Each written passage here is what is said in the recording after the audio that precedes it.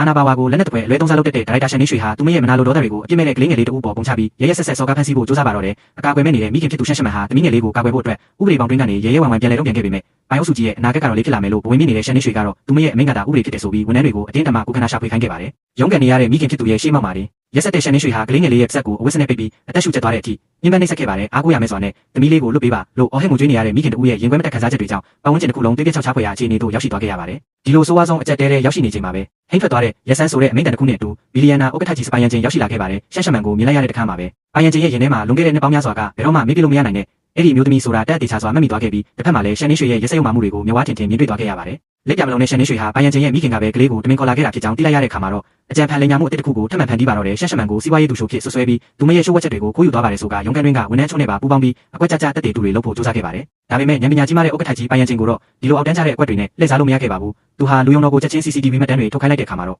ရှန်ရှမန်ဟာရှန်နေရွှေရဲ့ရုံးကန်နာကိုတောင်မရောက်ခဲ့ဘူးဆိုတဲ့အမှန်တရားဟာဝန်ထမ်းအလုံးရဲ့ရှေ့မှောက်မှာတင်ဘူးပေါ်တီးပေါ်ထင်ရှားသွားပါတော့တယ်မတရားဆွဆွဲမှုတွေကြာရှုံးသွားပြီးနောက်ဥက္ကဋ္ဌကြီးပိုင်ယန်ချင်းဟာအာဏာပြဖို့ကြားတက်တဲ့ရှန်နေရွှေကိုအလုတ်ကနေချက်ချင်းထုတ်ပယ်ပစ်လိုက်ပါတယ်နာကျင်မုန်းတီးသွားတဲ့ရှန်နေရွှေကအိမ်ထောင်မရှိပဲဗိုက်ကြီးလာတဲ့မိမတယောက်အတွက်နဲ့သူ့ကိုမောင်းထုတ်မလို့လားလို့နာကြီးစွာအော်ဟစ်လိုက်တဲ့အချိန်မှာတော့ဥက္ကဋ္ဌကြီးပိုင်ယန်ချင်းကဒီကလေးတွေဟာဘယ်သူမှစော်ကားလို့မရတဲ့ငါရဲ့ရင်သွေးအစ်စ်အမှန်တွေပဲ